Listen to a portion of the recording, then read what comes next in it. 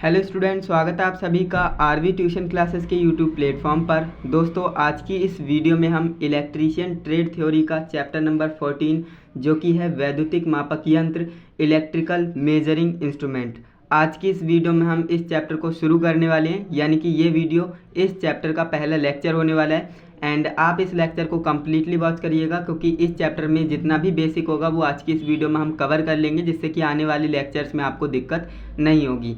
And दोस्तों, जैसा कि आप जानते हो, चैप्टर नंबर 13 तक मैंने आपको कम्प्लीटली प्रोवाइड कर दिए हैं लेक्चर्स। अगर आपने उन लेक्चर्स को नहीं देखा है तो कैसे देखेंगे, इस वीडियो के डिस्क्रिप्शन बॉक्स में जाएंगे तो आपको लिंक मिल जाएगा, या फिर आप चैनल पर जाएंगे तो मैंने प्रॉपर तरीके से प्लेलिस्ट बना रखी है ना। तो आपको करना क्या है, प्लेलिस्ट के अनुसार ही अपनी पढ़ाई करनी है। जिस सीक्वेंस में मैंने वीडियोस को लगाया है वैसे ही आपको पढ़ना है, क्योंकि काफ़ी स्टूडेंट्स ऐसा करते हैं कि रैंडमली किसी भी वीडियो को प्ले करके देख लेंगे। तो अगर आप ऐसा करेंगे आपको कुछ भी समझ में नहीं आएगा। अब जैसे कि ये चैप्टर 1 है, हमारा लेक्चर नंबर 1 है।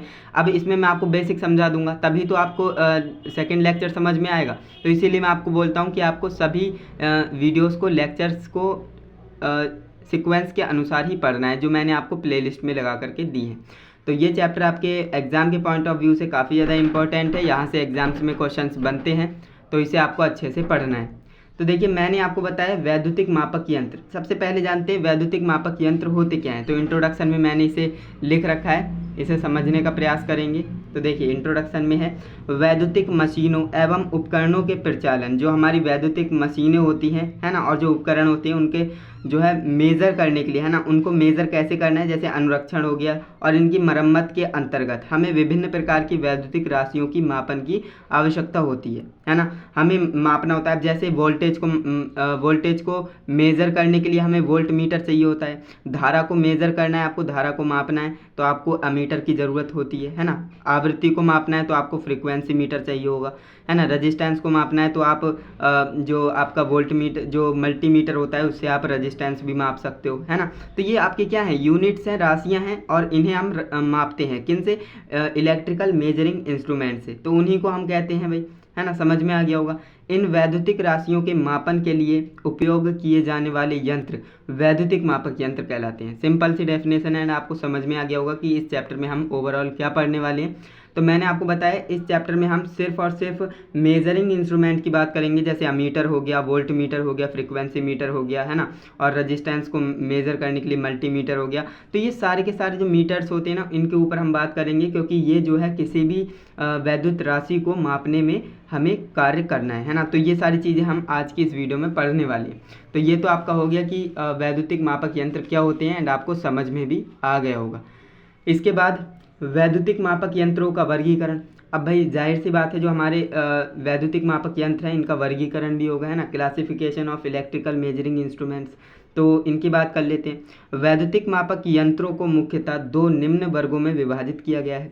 अब 2 कौन कौन से वर्ग होते हैं, प्राथमिक यंत्र होते हैं और द्वितीयक यंत्र होते हैं। अब प्राथमिक और द्वितीयक यंत्र कौन कौन से होते हैं, चलिए इनके ऊपर बात कर लेते हैं। तो सबसे पहले हम चर्चा करेंगे कि प्राथमिक यंत्र किन्हें कहेंगे, यानी प्राइमरी इंस्ट्रूमेंट, है ना।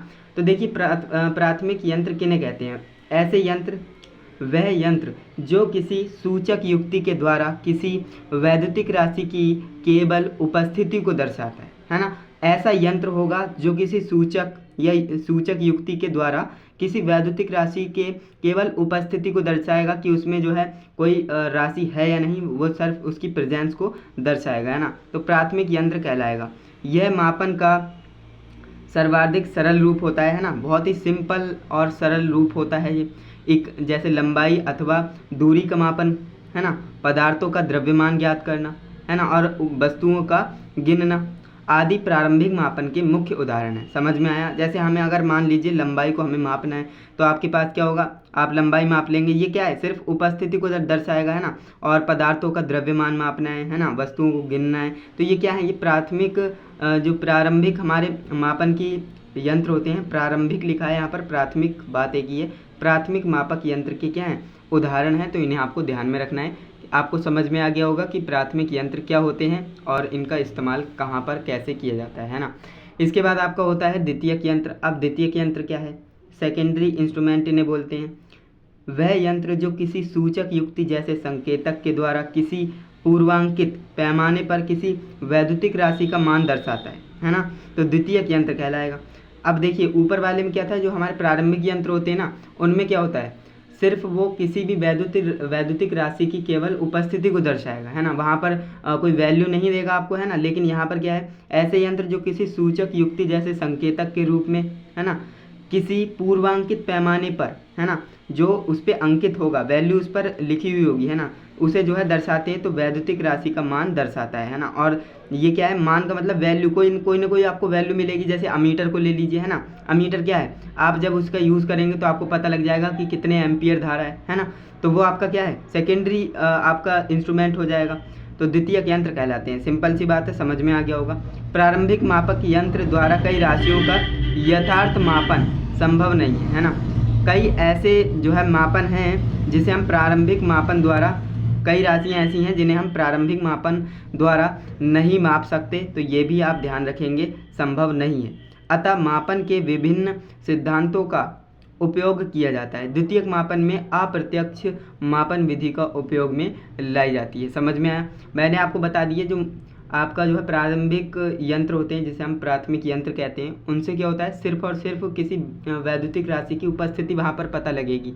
लेकिन अगर आपको एग्जैक्ट वैल्यू चाहिए होगी, है ना, जैसे रेजिस्टेंस है तो उसका कितना वैल्यू है ना, अगर वोल्टेज आ रहा है किसी वायर में तो कितना वोल्टेज है, अगर आपको ये पता करना है तो आपको सेकेंडरी इंस्ट्रूमेंट का इस्तेमाल करना होगा, जो कि मैंने आपको समझा दिया। इसके बाद हम बात कर लेते हैं जो हमारे सेकेंडरी इंस्ट्रूमेंट हैं वो कौन कौन से हो सकते हैं। तो यहाँ पर आप देखेंगे सूचक या इंडिकेटिंग यंत्र, जैसा कि मैंने आपको बताया, इसमें क्या है, ये इंडिकेट करेगा, है ना, कि कितनी वैल्यू है, वो सारी चीज़ें। रिकॉर्डिंग यंत्र, है ना, इंटीग्रेटिंग यंत्र, तो ये आपको ध्यान में रखना है। यहाँ से क्वेश्चन बनता है कि रिकॉर्डिंग यंत्र किस यंत्र का उदाहरण है, तो सेकेंडरी जो आपके इंस्ट्रूमेंट होते हैं उसके ये एग्जाम्पल है। तो ये आपको याद रखना है, 3 तरह के होते हैं। अगर आप इन्हें डीप में पढ़ना चाहते हो तो आपकी बुक में लिख रखा है, बाकी मैंने आपको ये टाइप्स बता दिए। अगर आपको इन्हें गहराई से पढ़ना है तो आप अपनी बुक्स में देख सकते हो। इसके बाद आपका नेक्स्ट है इंडिकेटिंग यंत्रों में आपेक्षिक आवश्यक बल, जो एसेंशियल फोर्स रिक्वायर इन इंडिकेटिंग इंस्ट्रूमेंट, है ना। इंडिकेटिंग और इंडिकेटिंग कंफ्यूज मत होइएगा। तो यहाँ पर हम इंडिकेटिंग यंत्रों की बात कर रहे हैं जो इंडिकेटिंग इंस्ट्रूमेंट्स होते हैं।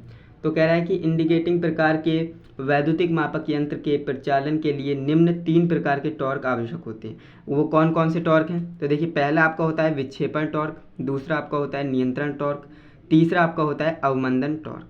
अब विक्षेपण टॉर्क क्या करता है, तो इनके बारे में मैंने लिख रखा है क्योंकि ये इंपॉर्टेंट है, यहाँ से आपका क्वेश्चन बनता है एग्जाम में। तो देखिए विक्षेपण टॉर्क क्या होता है, जिसे हम इंग्लिश में डिफ्लेक्टिंग टॉर्क कहते हैं, है ना, तो ये आपको समझना जरूरी है।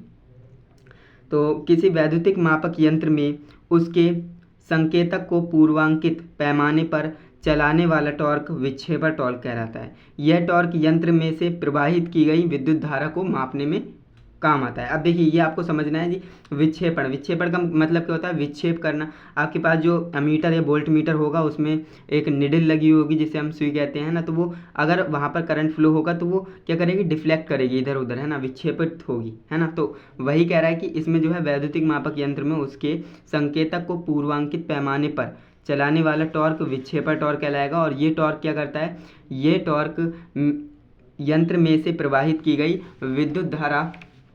विद्युत धारा के किसी एक प्रभाव जैसे ऊष्मीय, चुंबकीय, स्थिर वैद्युतिक, है ना, आदि के द्वारा विकसित होता है ना। समझ में आया। मैंने आपको बता दिए सिंपल सा एग्जांपल। अगर आपके पास एमीटर है, किसी वायर में आपको करंट का मेज़र करना है तो आप वहाँ पर लेकर जाएंगे तो वो उसमें जो सुई लगी होती है ना वो डिफ्लेक्ट करती है इधर उधर, है ना, तो वही आपका क्या है, डिफ्लेक्टिंग टॉर्क है, यानी विक्षेपण टॉर्क है ना। नेक्स्ट आपका है नियंत्रण टॉर्क। अब ये नियंत्रण टॉर्क क्या है, तो ये नियंत्रित करता है, जाहिर सी बात है, नाम से पता लग रहा है कि ये नियंत्रित करेगा। किसे नियंत्रित करेगा, जो निडल है, जो सुई है, उसे नियंत्रित करेगा। किसी वैद्युतिक मापक यंत्र में विक्षेपण टॉर्क के कारण उत्पन्न होने वाले संकेतक के घुमाव की गति को नियंत्रित करने वाला टॉर्क क्या कहलाता है, नियंत्रण टॉर्क कहलाता है। सिंपल सी डेफिनेशन आपको समझ में आ गई होगी। मैंने आपको बताया विक्षेपण टॉर्क क्या करता है, वो बताता है कि किसी पर्टिकुलर वायर में करंट है या नहीं, है ना, वो आपकी निडल जो होगी उसमें अमीटर की निडल विक्षेपित होगी, है ना। अब ये क्या करेगा नियंत्रण टॉर्क, ये उसे एक पोजीशन पर रोकेगा, है ना, तो ये होता है नियंत्रण टॉर्क। किसी वैद्युतिक मापक यंत्र में किसी विक्षेपण टॉर्क के कारण उत्पन्न होने वाले संकेत के घुमाव की गति को नियंत्रित करने वाला टॉर्क ही क्या कहलाता है? नियंत्रण टॉर्क कहलाता है। अधिकांश मापक यंत्र में विकसित यहाँ पर क्या लिखा है? अधिकांश मापक यंत्र में नियंत्रण टॉर्क विकसित करने के लिए दो प्रकार के प्रणाली अपनाई जाती हैं। कौन कौन सी? पहली आपकी होती है स्प्रिंग नियंत्रण प्रणाली, दूसरी आपकी होती है गुरुत्वीय नियंत्रण प्रणाली।